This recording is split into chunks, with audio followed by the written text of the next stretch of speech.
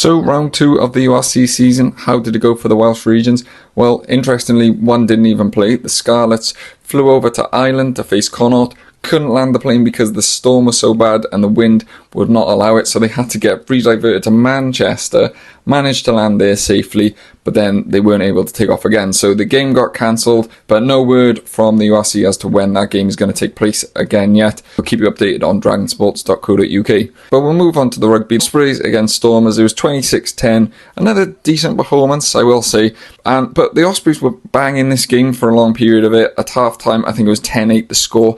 And then it was about the hour mark, the Stormers kind of took over and really pulled away. But there's some positives to take out of this, although they won't take any match points home. Mark Jones managed to use a lot of depth of his squad. Some of the players went well. Kieran Hardy came in and looked pretty good, to be fair, scoring 2 tries after a pretty difficult summer. It was good to see him respond in such a way. There was a real battle at the breakdown. Both back rows were really into this. For the Ospreys, Moriarty and Deves were absolutely everywhere. In particular, Moriarty, so abrasive, into everything, big carries, exactly what you want. And Deves was just his normal nuisance self, just into everything like he always is. Ultimately, what will be disappointing for Mark Jones is they were in this game and there was a lot of opportunities to score or put points on the board. And when they managed to get some territory, they tended to lose the ball, ill discipline, lineouts missed, stuff like that. And that's what really cost them in this game. When you saw the stats at the end of the game, possession was 50-50 and all territory and all that. It wasn't much difference in it. But too often they were losing the ball in good territory.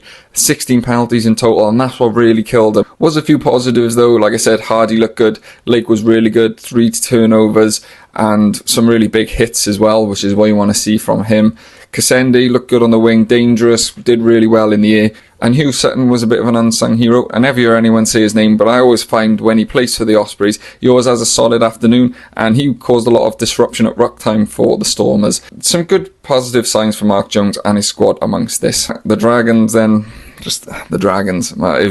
You have to say the conditions were dreadful for the Dragons on Rodney Parade. 20 scrums in total, so it says how much the ball was going down. It was just so slippery. The wind was going up from kickoffs. The ball was going straight out on both sides. But the attitude was so spot on from the Dragons.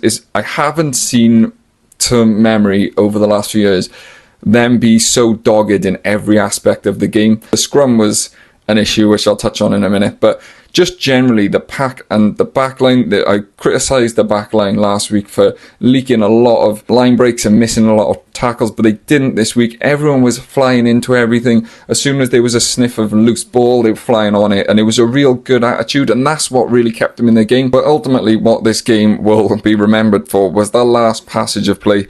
Dragons managed to get some real good field position with an excellent kick from Angus O'Brien, and then they played in those conditions. Must have played about 20 plus phases over and over, just edging closer and closer to the line, and you thought for all certainty this was going to be the game where they end the duck and they finally get a win.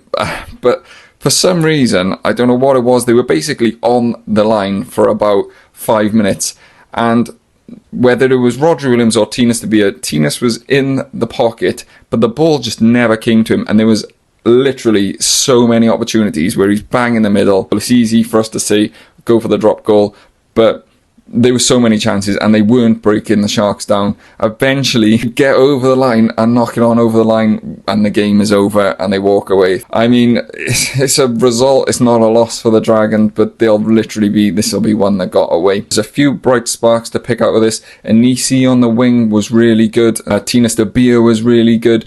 So the players they brought in had a really solid game. Real Dyer was another one, really unlucky. He did score, and then he got brought back for a Wyn Jones knock-on in the build-up. So, there was good points from everyone. On to the final game of the weekend then. Cardiff against Munster, 20 points to 23. Munster eventually get the victory. And if you'd have offered Cardiff the 2 bonus points before the weekend, I'm pretty sure anyone involved would say, yeah, I'll take that.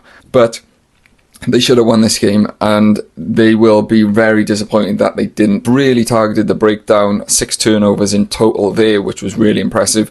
Kept just releasing the pressure, but the line out as it quite often does for Cardiff, let them down. It's only 80% success rate, and there was a few times similar to the Ospreys when they were in really good territory and they needed to nail the line out and they just didn't. And that just seems to be an Achilles heel that always seems to happen for Cardiff for whatever reason. Was a real controversial point though, and this really frustrated me. There was a forward pass in the build-up to Munster's first try, and it was so blatant. All the commentators called it. You saw it straight away watching it on TV, and it never went back. The TMO never stepped in, the linesman never stepped in, and unfortunately they eventually scored, and they couldn't go back because too many phases had gone. Someone should be picking that up. You've got all the cameras in the world, and that's really disappointing because that ultimately was the difference. I've seen a lot of people criticise Callum Sheedy's kicking at goal online, which I think is unfair because Sheedy was superb in this game. Many of the tries came from little kicks through. The one to Tom Bowen was actually superb. The ball comes to him a little bit scrappy and he flicks out a lovely kick which Bowen finishes superb with like a diving slide catch into the corner. It was just beautiful rugby, and the conditions are out there were so windy and he was kicking from the touchline most of the time. I think it was quite harsh that people were criticising him and saying it was his fault we didn't win. Ethan had another opportunity to kick and missed as well. It was just so bad, the conditions were pretty bad out there. There was a worrying part where we saw Harry Millard go off. I spoke in my last video, he's the only fit centre, outside centre there, and they need to keep him in good shape, and he went off injured, so hopefully that's nothing too serious. But special mention before I finish is to Tom Bowen. Hat-trick, absolutely superb. 3 wingers tries, 3 superb finishes. All 3 of them, he still had a bit to do. And like I said, that second one was excellent. If you haven't seen it, go and look online because it was really lovely skill. But that's all from me. Let me know what you think, and I will catch you on the next one.